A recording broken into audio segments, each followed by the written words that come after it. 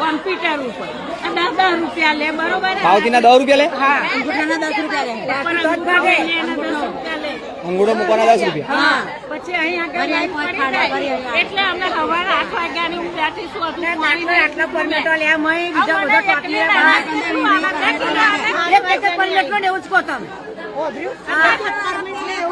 એક જણા બોલો, એક જણા બોલો. 20 રૂપિયા ભાડું થાય. અમે ઘડીએ કેટલા વખત આવીએ. આ બચારા ડોસો બધા શું કરે? તો અમારે મીઠો નહીં, તમે અનાજ ખાઈએ. અનાજ નહીં આવતા. હાથમાં મહિનામાં અનાજ આલ્યું તું 2 વખત. 7મા મહિનાનું અનાજ તમને નહીં આલ્યું? ના, પહોંચાય નહીં, કશું નહીં. પહોંચાય નહીં, કશું જ ગયા મહિનાનું આલ્યું. શું નામ છે બેન તમારું? લીલાબેન. લીલાબેન, શું કહેશો તમે? શું ભંડારમાં ગયા વખત ના ચોખા અને ઘઉં ને બાકી જ છે. કયા વખત નું નહીં આલ્યું? અને આ વખત પછી લેવા આવી ગયા? કોઈ હજુ નહીં આવ્યા.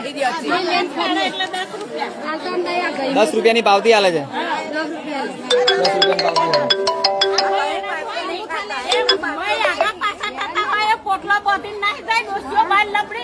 બરોબર.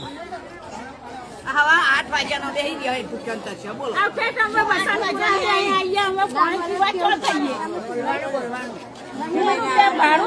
આણંદ જિલ્લાના અળાસ ગામની અંદર મસ્જિદ વાળું ભર્યું મોટું ભંડાર. ત્યાં ભંડારવાળાની દાદાગીરી સામે આવી છે કે અળાસ ગામની અંદર લોકો જોઈ રહ્યા છો તમે કે કેટલા બધા લોકો છે જે અનાજ લેવા માટે લાઈનમાં ઉભા છે. અને ગયા મહિનાનું અનાજ હજુ આવ્યું જ નહીં અને મહિનામાં એક જ વાર ભંડારનું ખોલવામાં આવે છે તેવું કહે છે. અને હજુ તો પાવતી માટે લોકો લાઈનમાં ઉભા છે પાવતી લેવા માટે. કે જુઓ, કાઉન્ટર બહાર લખેલું છે. સવારમાં લખ્યું છે ટાઈમ 7 થી 12 નું, 8 થી 12 નું. પણ આ ટાઈમિંગ જુઓ તમે કેટલા વાગ્યા છે. કે કેટલા વાગ્યાના ઉભા તમે લોકો? 9 વાગ્યાના ઉભા છો. 7 વાગ્યાના 8 વાગ્યાના. ઓટ હાલવાય, લાઈનમાં જવાનું, ભંડાર લેવાય, અનાજ લેવા લાઈનમાં જવાનું, બધા લાઈનમાં જવાનું, એમ ને? શું નામ છે બેન તમારું? કેટલા વાગ્યાના તમે છો? 10 વાગ્યાના છો. બરોબર. ગળિયા મારાને પાણી પીવું પડે. સાચી વાત છે, ખાવું પડે.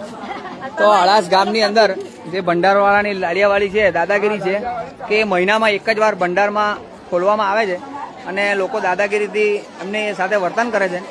અને હું તમને સ્ટોક બતાવી દઉં કે એમની પાસે સ્ટોક પણ કેટલું બધું છે. 7 વાગ્યાના ઉભા છો. બરોબર.